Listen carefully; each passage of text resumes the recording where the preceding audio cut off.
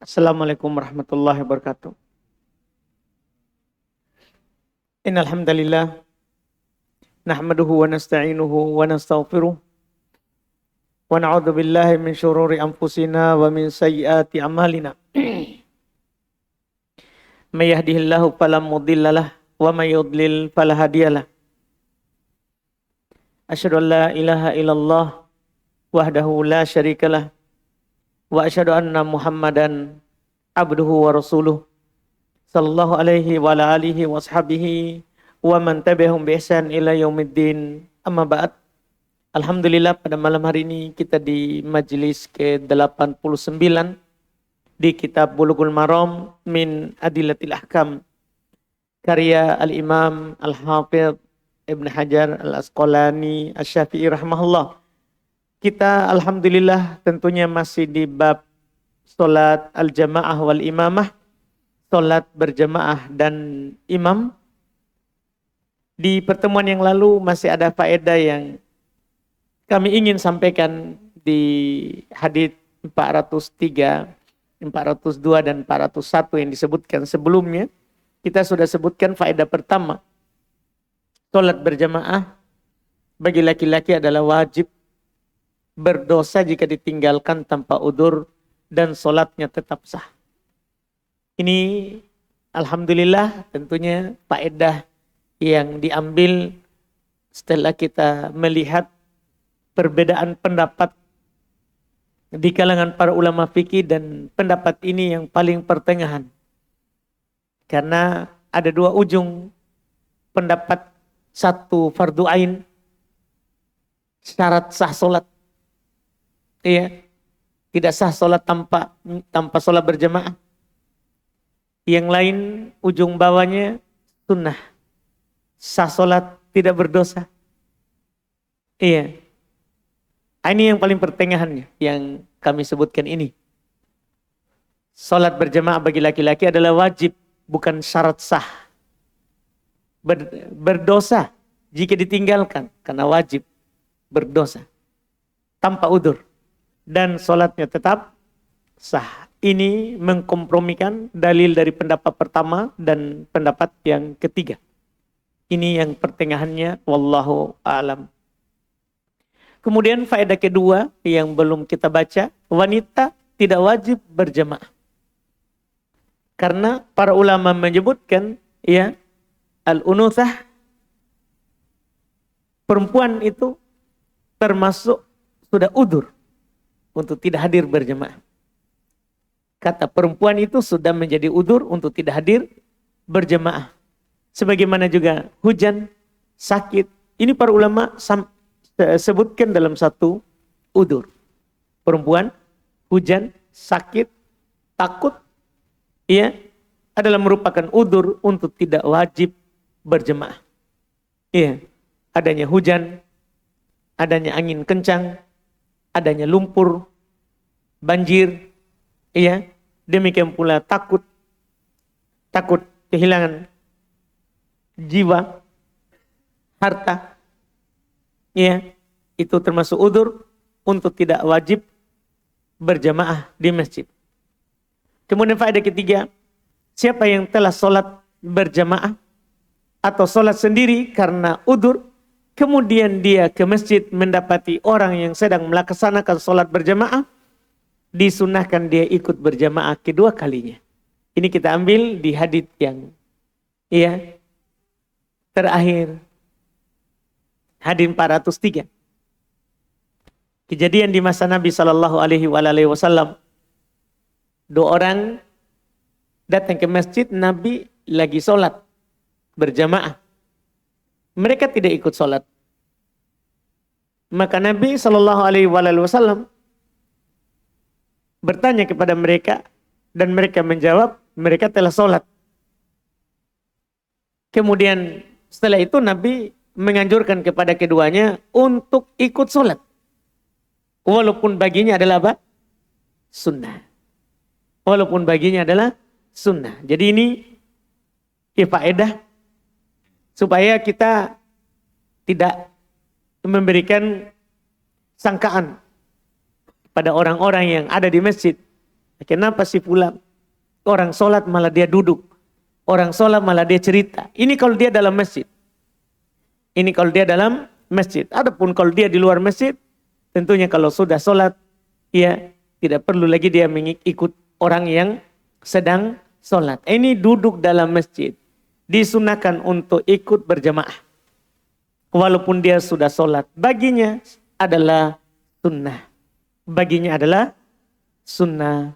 Dan para ulama, ucapan yang kami nukil ini kan terlalu umum. Para ulama bersepakat kalau itu sholat duhur. Demikian pula kalau itu adalah sholat isya. Iya. Atau sholat maghrib. Mereka sepakat akan apa yang dikatakan tadi. Siapa yang datang ke masjid, orang sedang sholat berjamaah sementara dia sudah sholat, dia ikut sholat. Dan para ulama berselisih bagaimana kalau asar dan subuh. Kan tidak boleh sholat setelah sholat asar. Tidak boleh sholat setelah sholat subuh. Tidak ada lagi sholat. Tidak ada lagi sholat sunnah. Para ulama berselisih pendapat terkait dengan kalau dia datang ke masjid, orang sedang sholat asar. Orang sedang sholat subuh. Apakah dia ikut atau tidak? Mayoritas mengatakan ikut. Sebagian ulama mengatakan tidak, karena tidak boleh sholat. Tidak ada sholat setelah asar.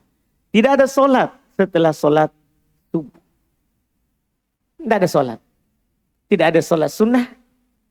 Bahkan sholat mutlak pun dilarang. Jadi mayoritas tetap mengatakan masuk dalam hadits ini. Pengecualian. Dibolehkan. Sebagian ulama mengatakan tidak, karena tidak ada sholat sunnah. Iya. Bagi yang beramal dengan hadits yang ada di hadapan kita ini, tidak disalahkan. Tidak disalahkan baginya. Tidak disalahkan baginya. Ini faedah-faedah yang kita ambil dari hadits sebelumnya. Berikutnya lagi hadits 404. Qala Imam Al-Hafidz Ibnu Hajar rahimahullahu taala wa Nabi Hurairah radhiyallahu taala an qala Rasulullah sallallahu alaihi wa alihi wasallam innama ju'ilal imam liutamma bihi fa idza kabbara fakabbiru wa la tukabbiru hatta yukabbira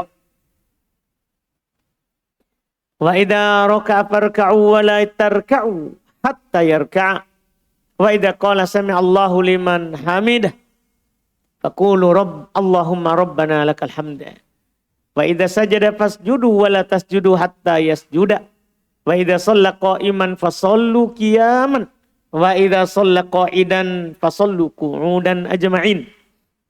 Rawahu Abu Daud wa hadza lafdhuhu wa asluhu fis sahihain. Kata beliau dari Abu Hurairah radhiyallahu taala anhu, beliau berkata, Nabi Muhammad sallallahu alaihi wasallam bersabda, sesungguhnya imam itu dijadikan untuk diikuti.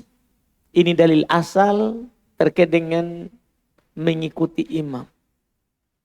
Imam itu dijadikan untuk diikuti. Maka apabila dia bertakbir, bertakbirlah kalian. Dan jangan kalian bertakbir sampai ia bertakbir. Penegasannya.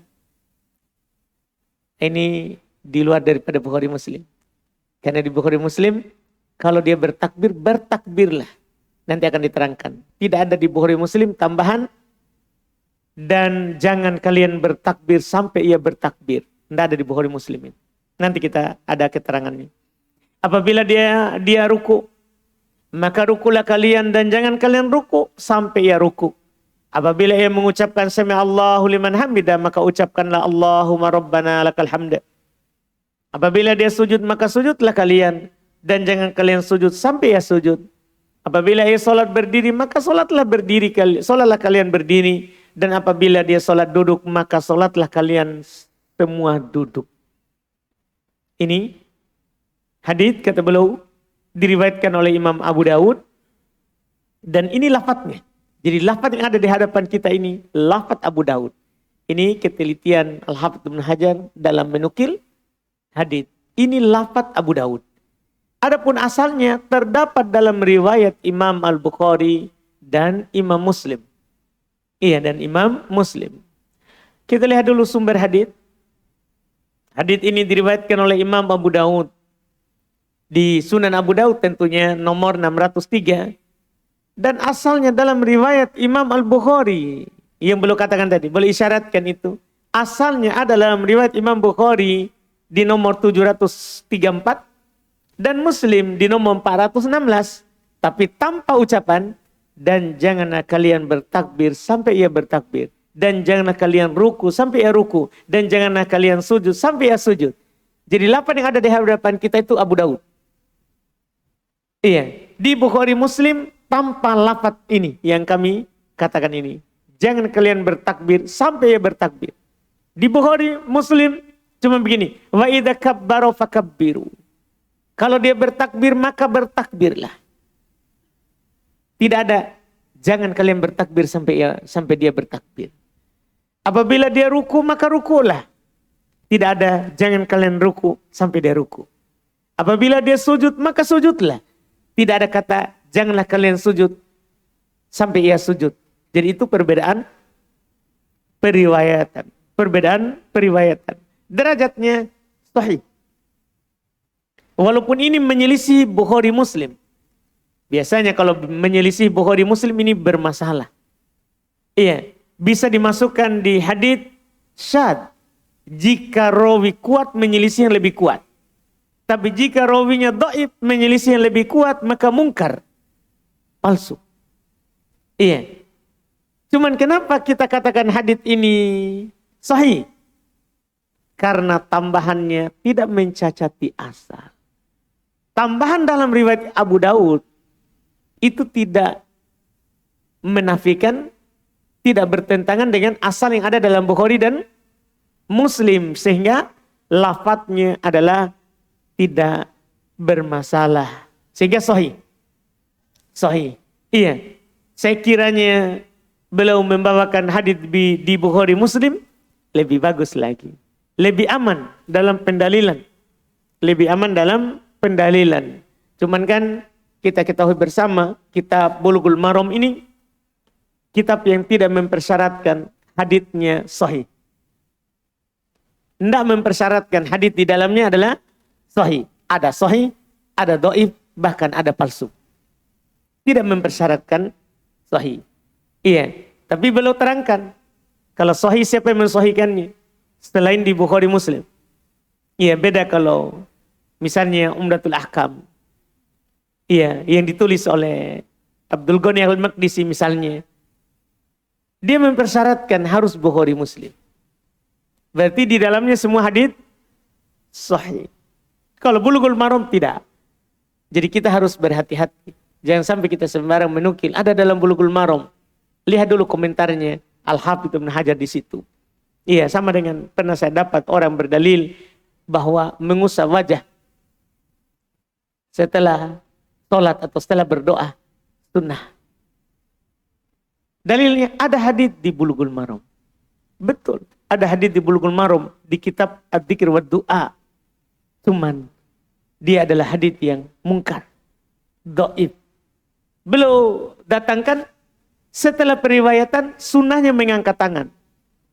Sunnahnya mengangkat tangan di dalam berdoa. Cuman setelah mengangkat tangan kalau selesai mengusapnya ada haditsnya, tapi mungkar. Haditsnya adalah hadits yang dhaif disebabkan karena di dalamnya ada rawi yang tidak bisa dinaikkan derajat haditsnya. Jadi tidak semua di Bulughul Maram kita berdalil dengannya dengan alasan ada di Bulughul Maram. Kalau di Bukhari Muslim tidak masalah. Karena Bukhari Muslim mempersyaratkan sahih. Mempersyaratkan sahih. Ini yang patut kita pahami baik-baik. Jangan sampai kita berdalil karena ada di sebuah buku. Karena ada di sebuah buku. Kita harus perhatikan buku itu apakah mempersyaratkan sahih atau tidak. Iya, atau tidak. Diperhatikan hal tersebut. Wallahu alam. Kemudian kita setelah itu fikih hadits. Hadits ini belum bawakan, itu hadits Abu Hurairah ini. Pertama, menunjukkan haramnya mendahului imam dalam gerakan dan bacaan sholat. Dari mana haramnya? Pertama, kalau kita berdalil dengan lafaz Bukhari Muslim, idza kabbara fakabbiru. Jika dia bertakbir, maka bertakbirlah setelahnya. Perintah untuk bertakbir setelah imam. Dan kaidah usul fikih, al-amru bisyai' nahyun an diddih. Ketika ada perintah untuk melakukan sesuatu, maka kita secara otomatis dilarang dari lawannya. Itu kaidah. Cuman Al-Hafidz Ibnu Hajar menambahkan lafaz yang begitu jelas. Dan ini saya yakin ini tujuan beliau dalam membawakannya. Karena setelah perintah ada larangan. Walaupun seandainya belum bawakan Bukhari Muslim. Idza kabbara fakabbiru. Jika imam bertakbir maka bertakbirlah setelahnya. Ini kan perintah untuk bertakbir setelah imam. Idza raka'a farka'u. Kalau dia ruku maka rukulah. Perintah ruku setelah imam. Idza rafa'a ra'sahu minar ruku farfa. Kalau dia angkat kepalanya di ruku, angkat. Wa idza sajada fasjudu. Kalau dia sujud maka sujudlah. Perintah. Seandainya hanya lafaz perintah, maka kita punya kaidah. Perintah terhadap sesuatu lawan larangan untuk lawannya. Diperintahkan untuk sujud setelah imam sujud. Berarti kita dilarang untuk sujud sebelum imam. Kita punya kaidah. Kita punya kaidah itu. Iya. Al-amru bisyai' nahyun an diddih. Kalau orang belajar usul fikih sudah dapat. Iya. Perintah untuk melakukan sesuatu berarti dilarang untuk melakukan lawannya. Tapi Al-Hafidz Ibnu Hajar membawakan lafaz Abu Dawud untuk menjelaskan ini hukum. Apa itu? Ada larangannya. Wala tukabbiru hatta yukabbiru. Jangan kalian bertakbir sampai dia bertakbir. Ini sudah jelas langsung. Karena kaidahnya apa? Al-aslu fin nawahi at-tahrim.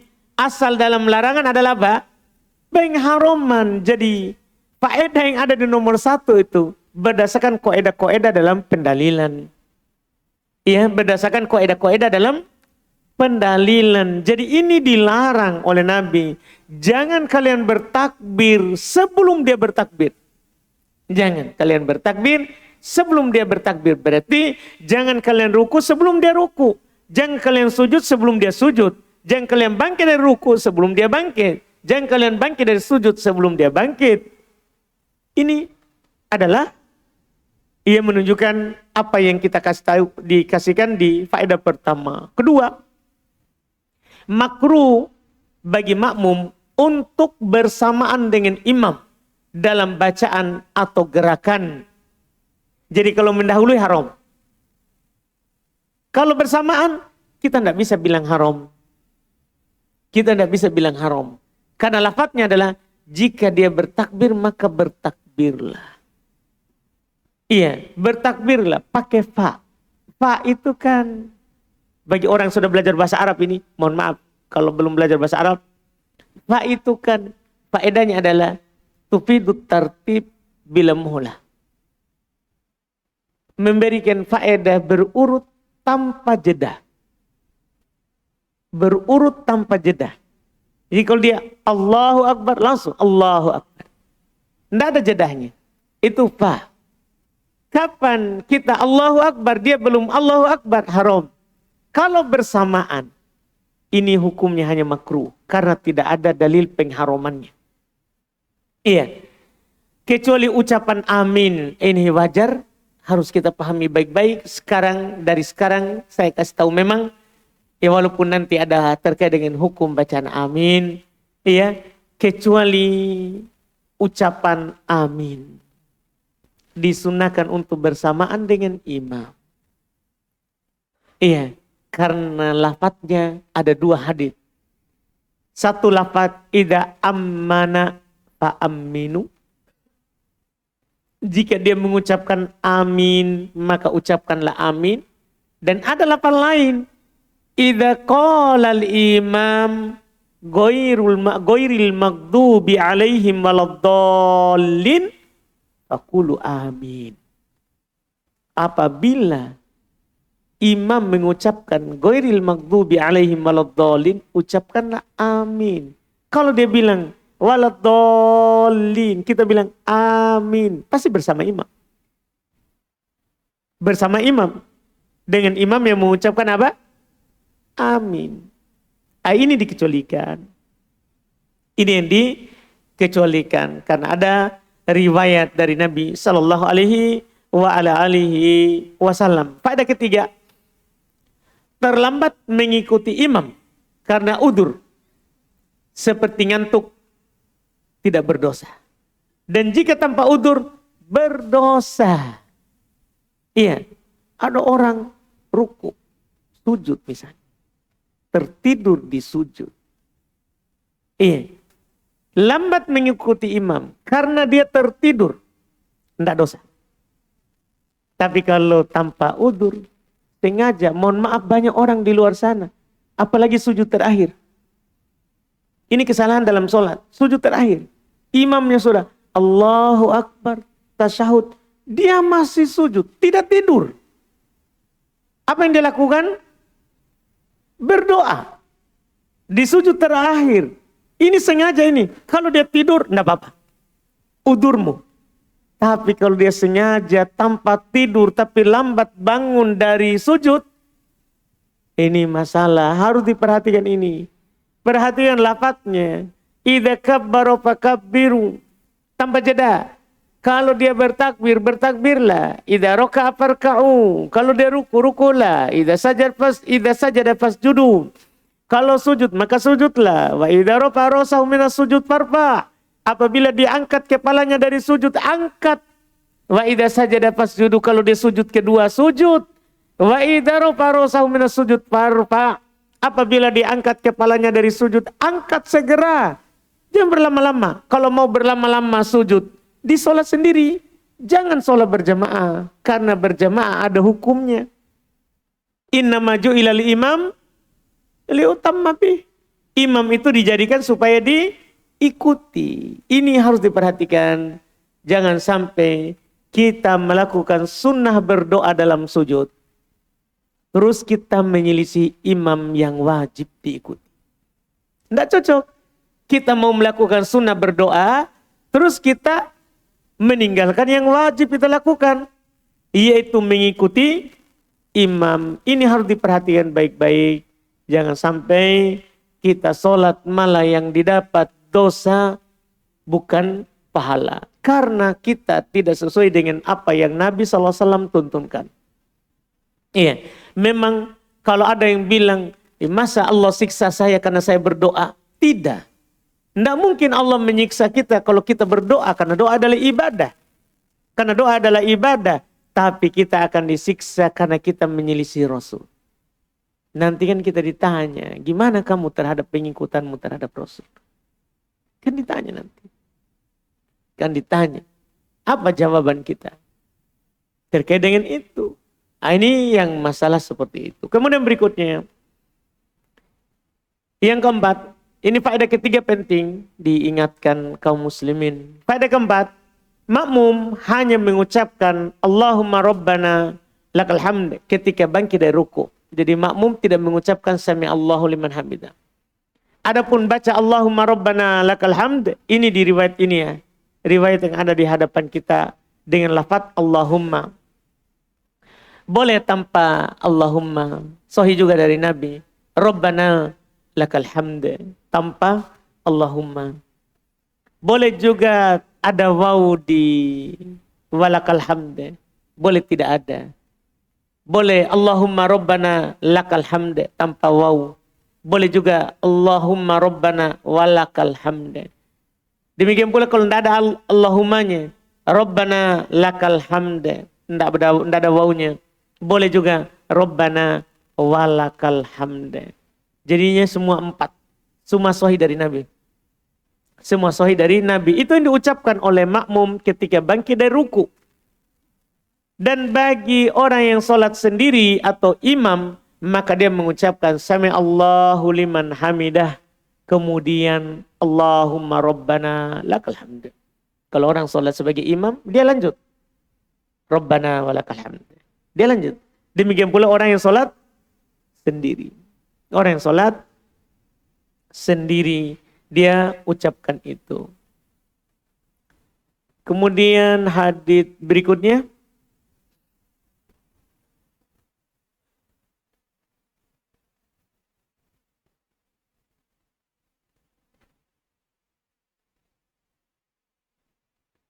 Cukup waktunya. 13. Sedikit ya. Sedikit lagi Isya. Sisa berapa Isya? Berapa menit? 6 ya. Insya Allah. Bisa ini. Masya Allah. Kita usahakan saja. Bismillah. Hadits berikutnya. 405, 406. Masalah 2 hadits. Kayaknya saya ragu.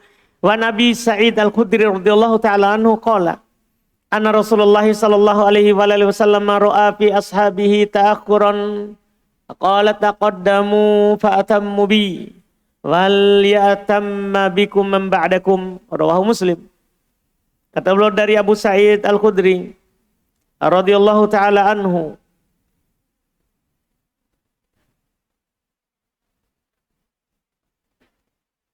beliau berkata bahwa Nabi Muhammad sallallahu alaihi wasallam melihat adanya keterlambatan para sahabatnya, maka beliau bersabda, taqaddamu fa'atammu bi. Majulah kalian dan ikutilah aku. Serta hendaklah orang-orang setelah kalian, itu di belakang, mengikuti kalian. Mengikuti kalian. Iya. Ini riwayat yang pertama. Kata beliau hadits ini rawahu Muslim, diriwayatkan oleh Imam Muslim. Sama dengan setelahnya lagi kita baca. Wan Zaid ibn Thabit radhiyallahu ta'ala anhu qala. Ihtajara Rasulullah sallallahu alaihi wasallam hujratan bi khasafah. Fa shalla fiha tatabba ilaihi rijalun wa ja'u yusalluna bi salatihi. Al hadits fihi afdalu salatil mar'i fi baitihi illa al maktubah. Muttafaqun alaihi.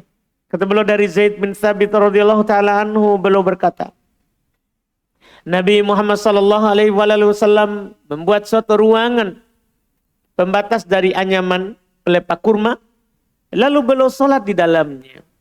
Ini sunnahnya kalau kita buat rumah, ada tempat sholat. Ada tempat sholatnya. Untuk sholat perempuan atau untuk kita sholat sunnah. Atau untuk kita sholat sunnah. Jadi beliau membuat dinding dari pelepah kurma. Ya, dari pelepah kurma. Kita pahami bersama rumah Nabi di samping masjid. Iya, maka beliau sholat di dalamnya.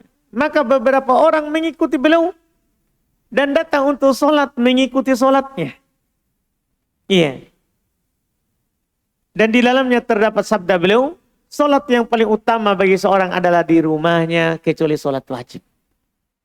Itulah Nabi alasannya membuat tadi kamar itu supaya terhitung sholat di rumah.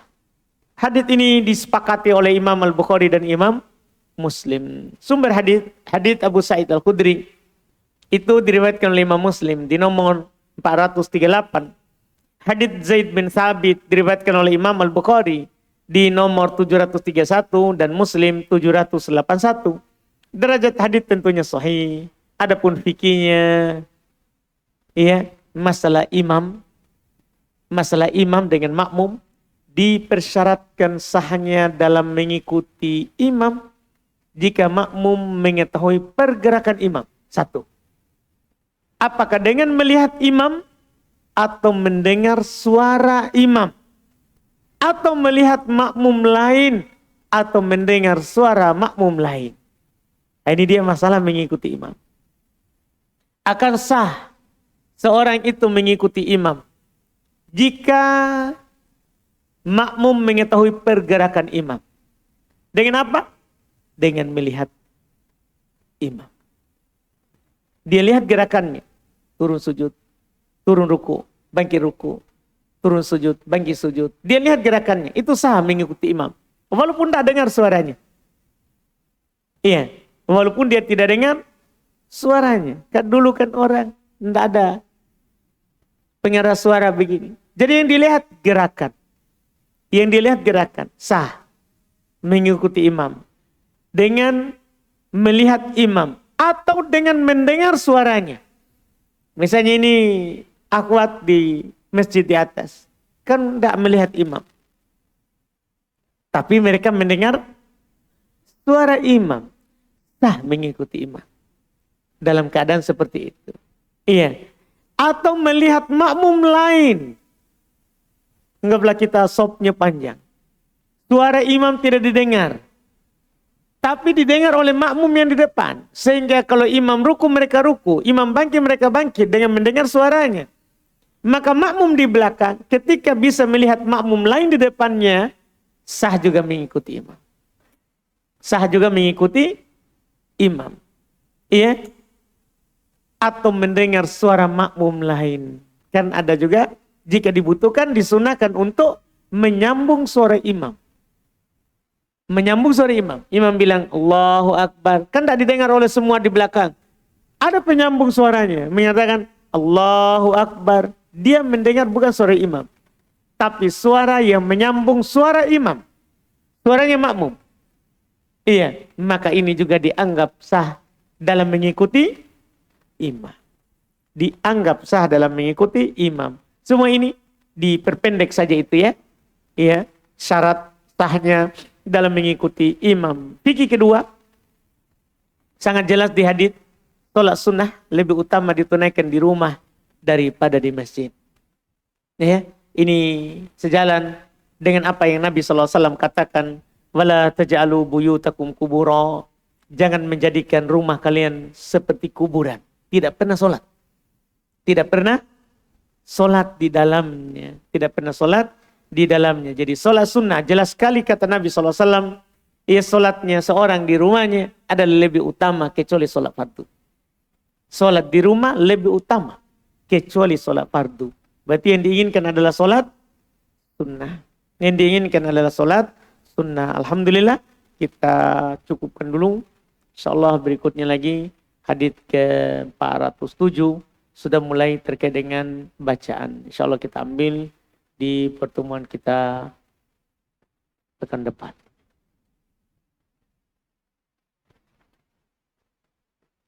Kita adzan dulu.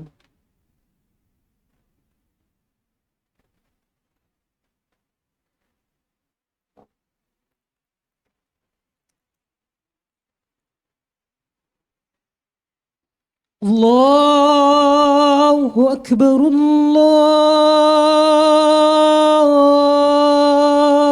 Akbar. Allahu Akbar, Allahu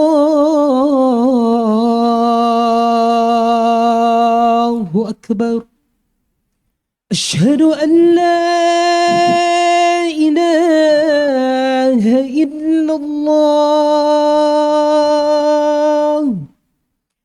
Asyhadu an la ilaha illallah. Asyhadu anna Muhammadar Rasulullah. أشهد أن محمد رسول الله. حي على الصلاة.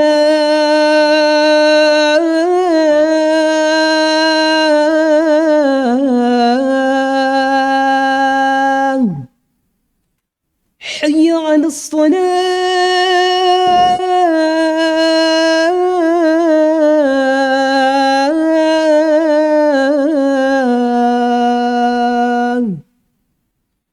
حي على الفلاح.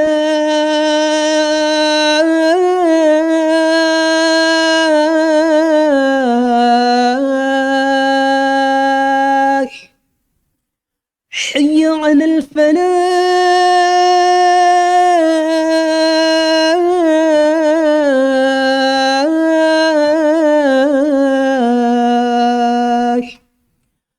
الله أكبر الله أكبر لا إله إلا الله.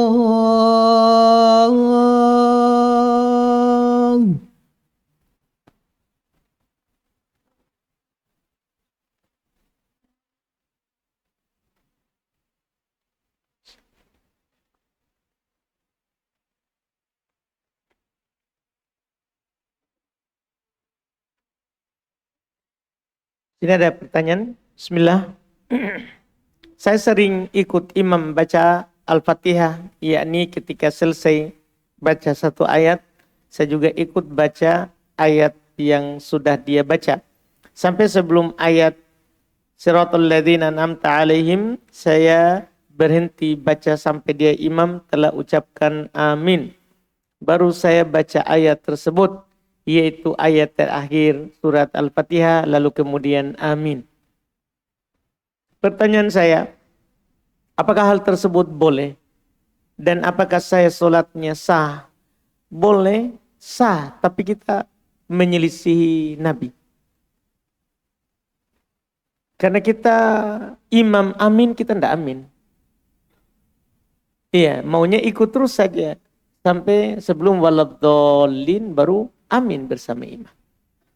Amin bersama imam. Kalau ini imam sudah amin, kita masih baca Al-Fatihah. Apalagi di pembahasan hukum makmum mengucapkan amin adalah wajib. Sehingga kita berdosa karena tidak mengucapkan amin setelah imam mengucapkan amin. Ini melanggar. Walaupun sholatnya sah, tapi melanggar apa yang Nabi SAW telah anjurkan dan sunnahkan.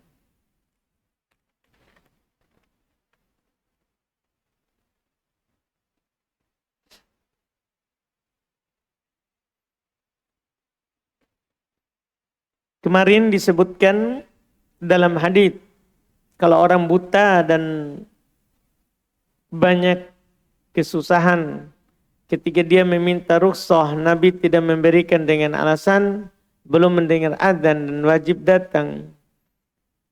Jadinya kalau orang sakit di zaman ini dan dia mendengar adzan, apakah wajib ke masjid? Apa hadis itu khusus orang yang buta? Iya, ada di masa Nabi saja.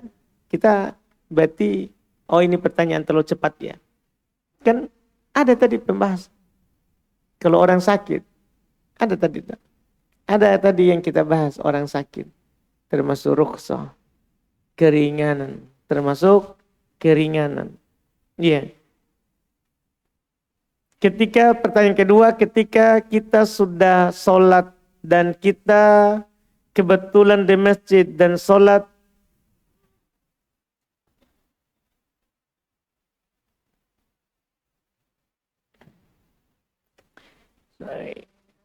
tulisan Ta'ban. Iya, pusing saya baca. Iya, tulisan meletihkan. Kalau orang itu kalau bertanya itu tulis jelas, jangan sisa Ustaz. Iya, Masya Allah. Cukup Ustadz itu memikirkan jawabannya apa ini. Jangan lagi dipikirkan tulisannya apa ini. Ini kan semua, atau kita balas dendam. Ini kan tidak cocok kan. Iya. Bagaimana jika lagi berada di pertengahan bacaan Al-Fatihah, tiba-tiba imamnya ruku. Apakah saya harus ikut imam atau selesaikan Al-Fatihah? Pertama, kalau tinggal sedikit selesaikan. Baru ikut ruku. Tapi kalau masih banyak tidak bisa selesai, maka ikut ruku. Baru nanti ganti satu rakaat yang belum ada Al-Fatihahnya. Wallahualam.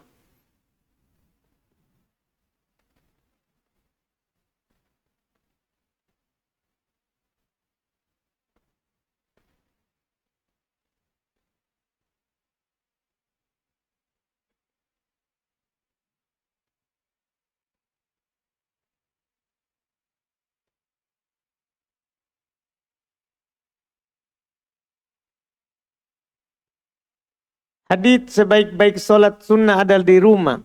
Apakah keutamaan ini juga berlaku jika kita solat di sakan? Berlaku sakan. Tapi sakan di atas, bukan itu di belakang. Karena di belakang itu masjid. Di belakang itu masjid. Iya.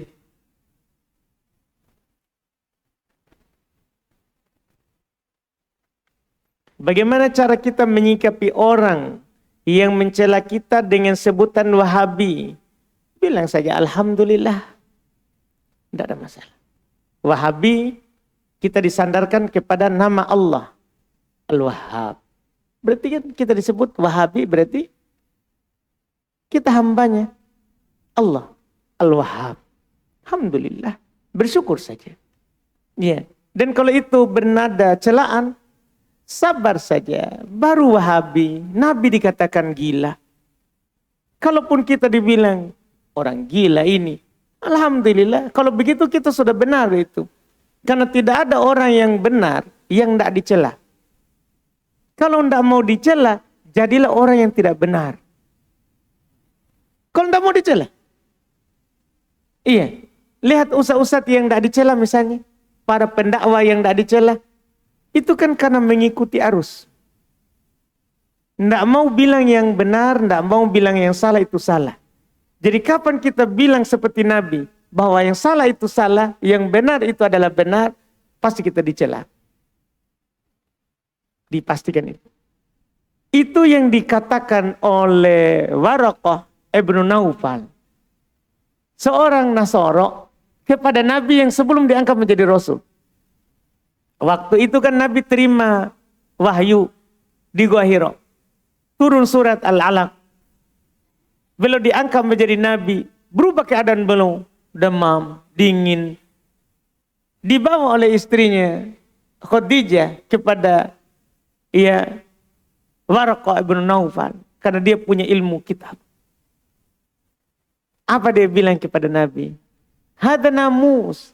Ini namus, nama yang mereka sebut Jibril di agama mereka. Ini namus yang datang kepada Musa. Iya. Dan dia ingatkan, seandainya nanti saya masih kuat membantumu ketika kamu diusir oleh kaummu. Maka Nabi berkata, masa kaumnya sangat sayang kepada Nabi ini. Terkenal Nabi jujur. Maka Nabi berkata, awamukhrijiyahum, apakah mereka akan mengusir saya ini di Mekah? Karena mereka tidak ada masalah dengan saya.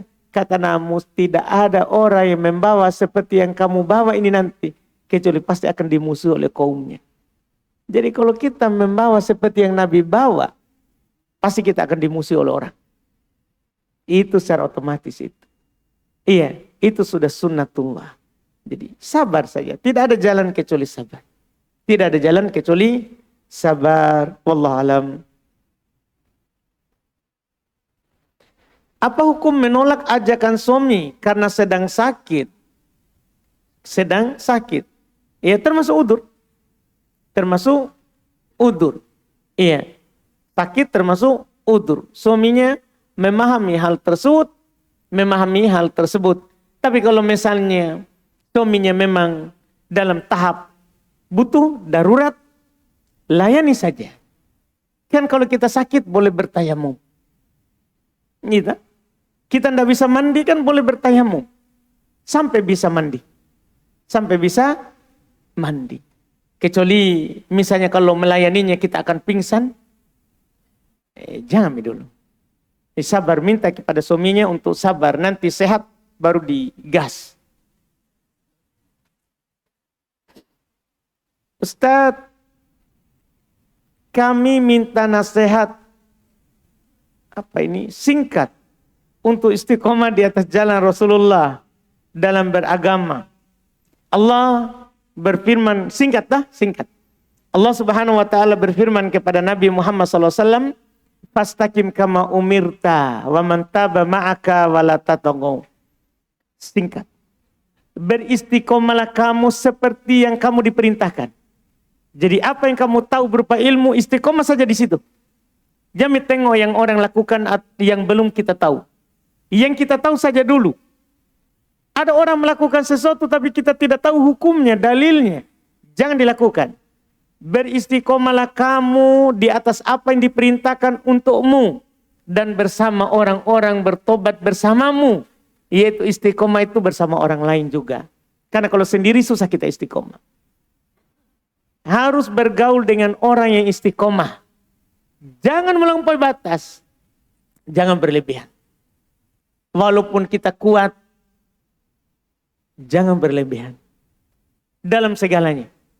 Kita lagi banyak hartanya. Jangan berlebihan dalam berinfak. Lebih baik sedikit tapi bisa terus menerus sampai kita berjumpa dengan Allah. Demikian pula dalam seluruhnya. Ini yang diingatkan. Wallahualam.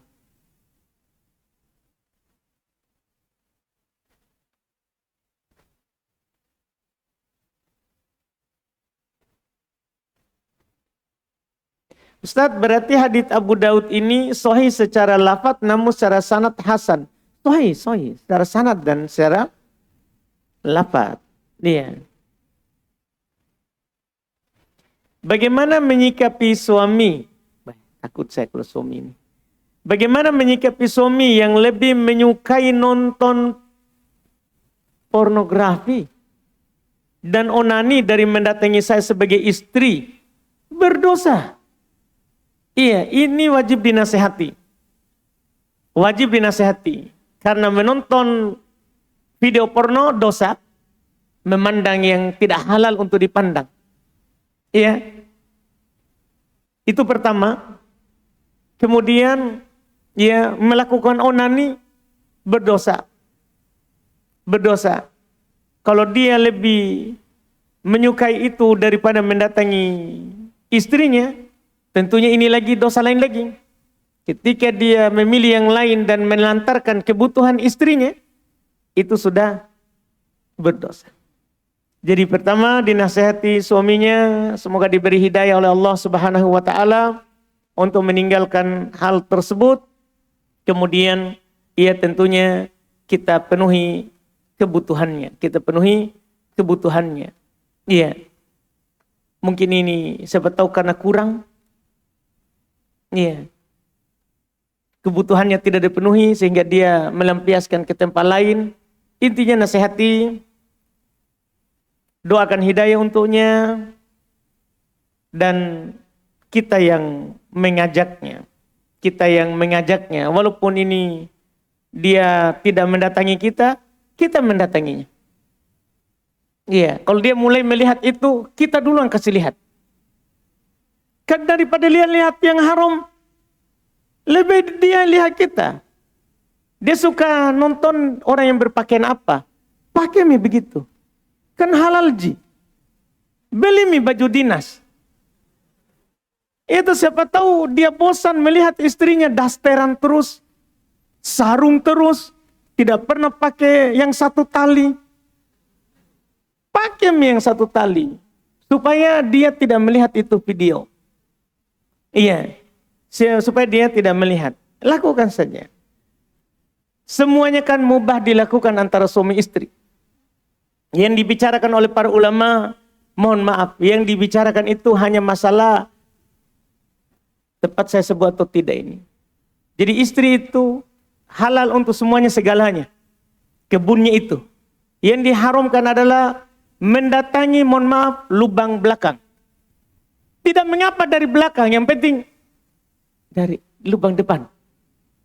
Nah, mudah semua saya lihat ini depan, jadi saya takut-takut. Tidak apa-apa gini. Jadi jangan sampai suami tak bosan dari depan terus. Biar media dari belakang. Kan yang diharamkan adalah, mohon maaf, memasukkan di lubang pantat. Tidak apa-apa dari belakang, yang penting masuk di lubang depan. Lakukan mi, siapa tahu itu yang dia suka. Tidak ada masalah. Iya, kan mungkin dia lihat video itu gara-gara suka yang baru-baru. Lakukan mi, dia mau di samping, kasih samping. Iya, lakukan saja, siapa tahu dia sudah bosan. Dia mau duduk, berdiri, pokoknya gas semuanya. Siapa tahu dia sudah bosan. dengan keadaan yang satu posisi terus. Iya, ini yang perlu diperbaiki. Wallahu alam. Mohon maaf ini terlalu terbuka.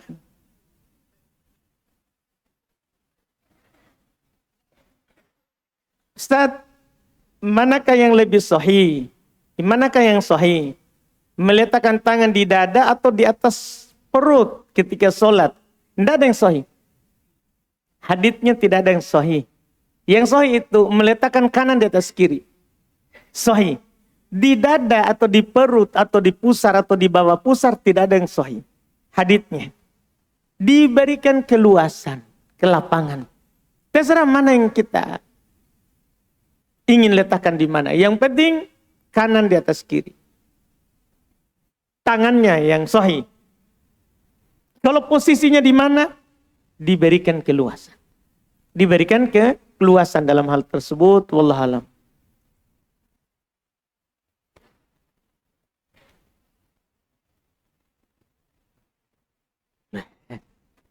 Banyak sekali saudara. Perbaiki sedikit. Apa boleh membaca Al-Fatihah per ayat setelah imam juga membacanya per ayat? Boleh, boleh tadi. Kita sudah bilang tadi boleh mengikuti bacaan imam. Yang penting jangan sampai imam kita dahului. Itu saja. Karena imam kan biasa melagu. Nah kita kan biasa baca cepat di belakangnya. Ini resikonya di situ nanti. Resikonya di situ. Apa hukumnya mengaji di acara pernikahan? Kalau macam boleh, apa dalilnya? Kalau tidak, apa dalilnya juga? Ngeri kita ini ya. Ya. Tidak ada dalil dari Nabi bahwa ada yang menikah terus dibacakan ayat. Karena di masa Nabi banyak menikah. Nabi sendiri menikah. Sudah turun Quran. Anggaplah belum menikah dengan Khadijah, belum turun Quran. Karena di penukilan masyhur belum menikah di usia 25 tahun. Di penukilan yang masyhur. Yang terkenalnya begitu. Iya. Tapi Nabi menikah dengan Sauda bintu Zam'ah. Sudah turun Quran. Tidak baca Quran. Ali menikah dengan putri Nabi setelah perang Badar tahun kedua, itu di bulan Syawal. Tidak ada dinukil baca Quran. Utsman juga sama, menikahi putri Nabi 2 orang, telah meninggal yang satu, belum nikahi lagi yang satu. Tidak dinukil baca Quran. Dan para sahabat banyak menikah, tidak dinukil baca Quran. Berarti tidak ada sunnahnya baca Quran. Karena tidak ada dalil. Jadi dalilnya adalah tidak ada dalil. Karena kalau ada dalilnya, kita lakukan. Dan tidak perlu kita bertanya, kalau tidak boleh, apa dalilnya? Tidak. Kalau boleh, apa dalilnya? Jangan bertanya kalau tidak boleh, apa dalilnya? Kalau dalam ibadah. Kalau dalam muamalah, cocok. Ketika jual beli baru, kita bertanya, apa dalilnya kalau tidak boleh? Kalau dalam ibadah, jangan bertanya apa dalilnya kalau tidak boleh. Iya. Kita bertanya kalau ibadah, apa dalilnya kalau boleh itu? Karena al-aslu fil ibadah at-tauqifi. Asal dalam ibadah, tauqifi. Kita wajib berdiri, berhenti kalau tidak ada dalil. Ada dalil baru kita bergerak. Jual beli, muamalah beda. Kita bergerak. Ada dalil yang melarang baru kita berhenti. Itu jual beli. Jadi kalau masalah ini kan masalah sunnah sebelum menikah ini. Di akad pernikahan atau di acara pernikahan. Butuh dalil kalau kita bilang boleh.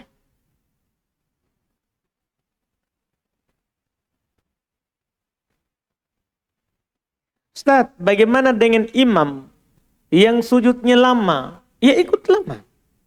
Kalau imamnya lama, ikut lama. Yang salah adalah imamnya sudah bangun, kita masih sujud. Jadi kalau imamnya lama sujudnya, kita ikut bersama imam.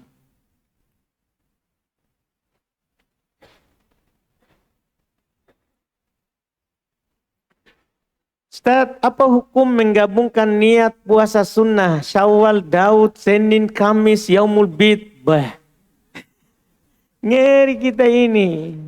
Pilih salah satunya saja. Apa yang kita mampu istiqomah. Kalau kita memang mampu rutinnya hanya Ayyamul Bid saja. Walaupun bertepatan dengan Senin Kamis, tidak perlu Senin Kamis. Karena mengharuskan kita nanti Senin Kamis lagi. Kalau kita mampu Senin Kamis, cukup Senin Kamis. Tidak perlu lagi Ayyamul Bid. Kalau kita mampu Daud, tidak perlu lagi hitung Senin Kamis. Tidak perlu lagi hitung Senin Kamis. Karena tidak ada lagi yang lebih utama daripada Daud. Wallahualam.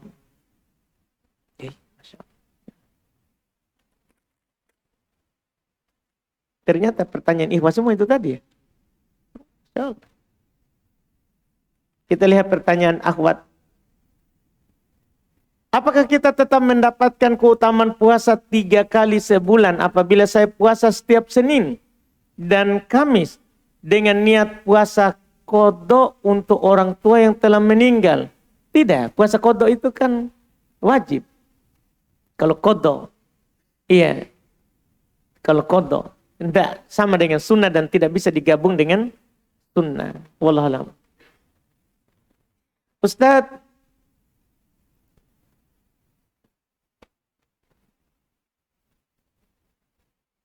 apa jawaban salam kalau non muslim yang kasih salam? Wa'alaikum. Kalau dia kasih salam, wa'alaikum. Iya, kalau dia berikan kepada kita salam, kita bilang wa'alaikum. Itu saja. Kita tidak boleh memulai kepada non-muslim salam. Tidak boleh kita memulai bilang assalamualaikum pada mereka. Tapi kalau dia yang memulai, kita bilang wa'alaikum. Karena kadang dia bilang assamu alaikum. Kadang sengaja dia bilang begitu. Kalau dia bilang assalamualaikum, keselamatan atas kalian. Wa'alaikum. Atas kalian juga. Tapi kadang dia bilang assalamualaikum. Kematian. Kebinasaan atas kalian. Jadi kita bilang wa'alaikum. Kamu juga. Jadi dua-duanya dapat. Itu sunnah Nabi begitu. Iya. Wallahualam.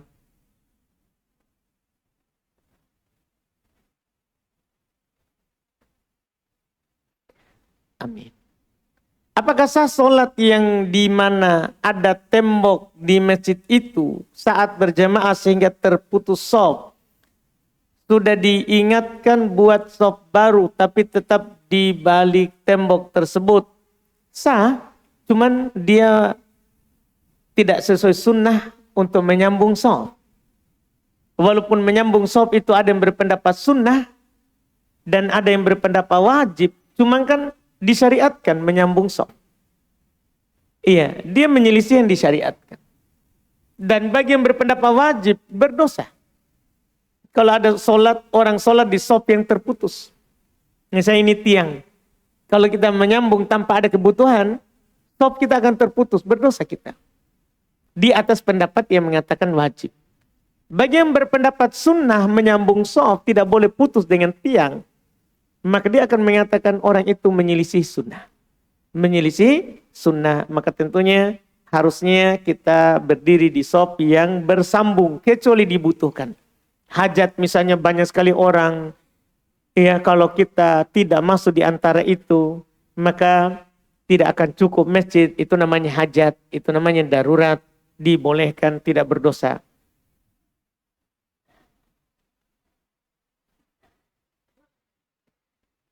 Bagaimana hukumnya ketika kita sholat di dalam rumah ada foto Yesus. Karena orang tua kita belum muslim, kita menghindar dari foto itu. Sholatnya sah. Kita menghindar dari foto itu dan sholatnya sah. Iya.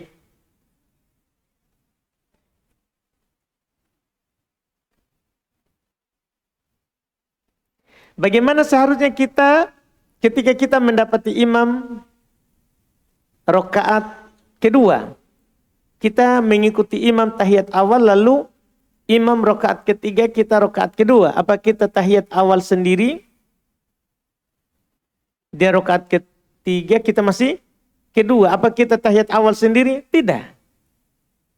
Tidak, kita wajib bangkit ikut bersama imam. Karena kewajiban mengikuti imam. Ya, apalagi di para ulama berpendapat tahiyat awal sunnah. Seperti orang Syafi'iyah. Berpendapat tahiyat awal sunnah. Sehingga tidak boleh kita melakukan sunnah, terus kita tidak ikut yang wajib. Diperselisihkan itu. Jadi diperselisihkan tahiyat awal itu. Hukumnya. Sementara mengikuti imam disepakati akan wajibnya. Jadi jangan kita masuk di hal yang diperselisihkan, kemudian kita tidak melakukan yang wajib. Wallahualam.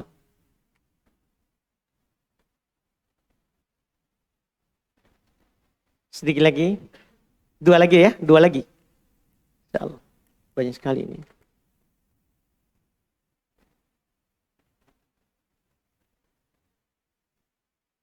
Wih, apa ini dia, Masya Allah. Satu halaman.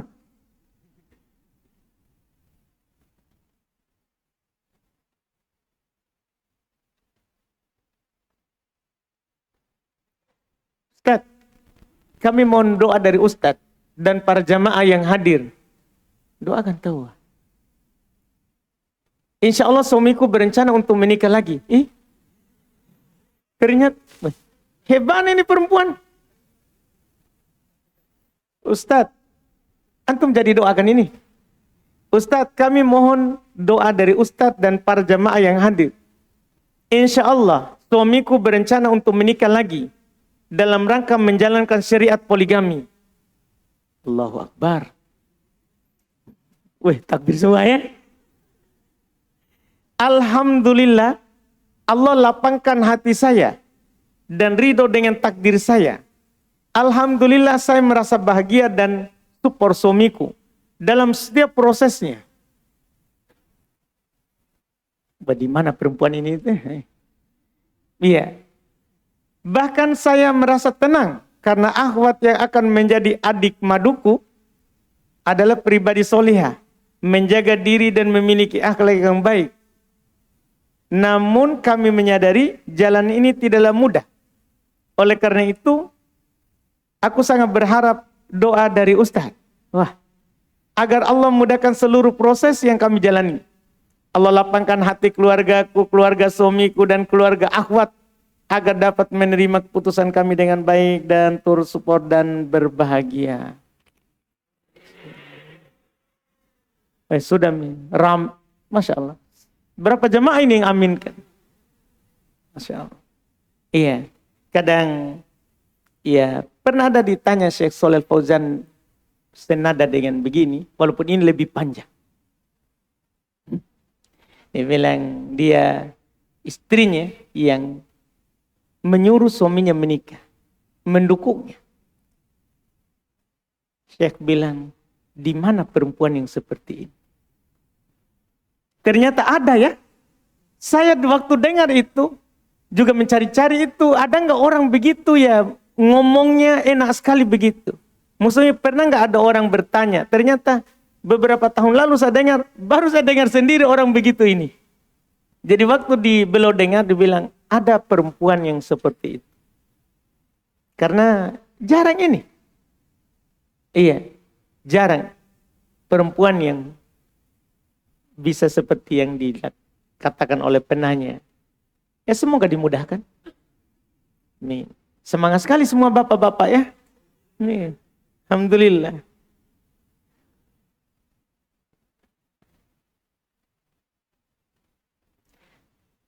Satu lagi, alhamdulillah.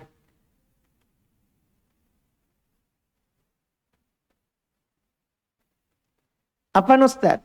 Bagaimana cara melupakan? Kalau tadi, ini.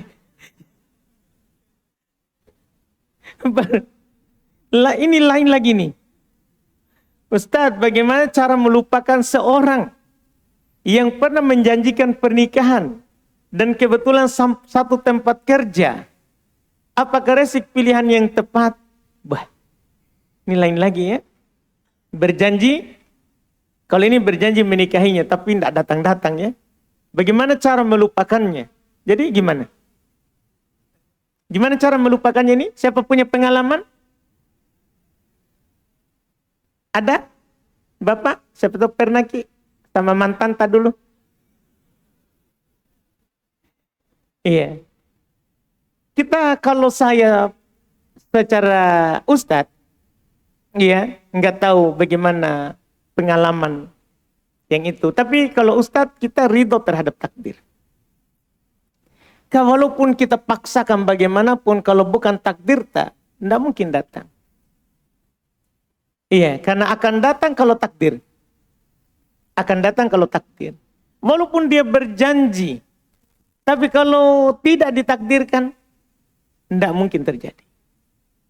Jadi kalau sini kita lihat tidak datang-datang, dia sudah berjanji tapi tidak datang-datang, kita ridho terhadap takdir. Ya, minta kepada Allah pengganti yang lebih baik. Itu tidak cocok untuk kita. Lihat di kisah Ashabul Kahfi, mungkin kita bisa berdalil dengan itu. Allah Subhanahu wa Ta'ala menyuruh Khidir untuk membunuh anak di pinggir pantai itu. Untuk membunuh anak di pinggir pantai. Dan dia jelaskan di akhir di Nabi Musa, Allah Subhanahu wa Ta'ala menetapkan dia untuk dibunuh karena kalau besar, kalau jadi, dia akan menyusahkan orang tua. Begitu saja kita di sini. Mungkin kalau kita menikah dengan dia, dia datang dengan cepat, itu membuat kita susah. Kan begitu takdir. Jelas, jika kita butuh dia akan datang. Dan kita butuh atau tidak, Allah yang tahu itu. Iya, karena Allah akan mendatangkan apa yang kita butuhkan. Siapa yang kita butuhkan. Itu kalau saya sebagai ustadz, kita berbicara terkait dengan takdir. Iya, dengan ridho terhadap takdir, maka akan aman kita dalam menyikapi apa setelahnya. Orang beriman dengan mengetahui takdir, bahwa semuanya itu ditetapkan oleh Allah, mereka tidak sedih terhadap apa yang telah lewat. Dan tidak ada rasa takut terhadap apa yang akan datang. Orang beriman begitu. Karena mereka tahu semua yang telah lewat, kalau luput bukan takdirnya. Dan semua akan datang, kalau memang takdirnya akan datang. Tidak perlu dikhawatirkan. Tidak perlu dikhawatirkan. Iya, wallahualam. Kita cukupkan. Mudah-mudahan bermanfaat. Alhamdulillah. Mohon maaf kalau panjang. Subhanakallahumma wa bihamdik. Asyhadu an la ilaha illa anta astaghfiruka wa atubu ilaik. Assalamualaikum warahmatullahi wabarakatuh.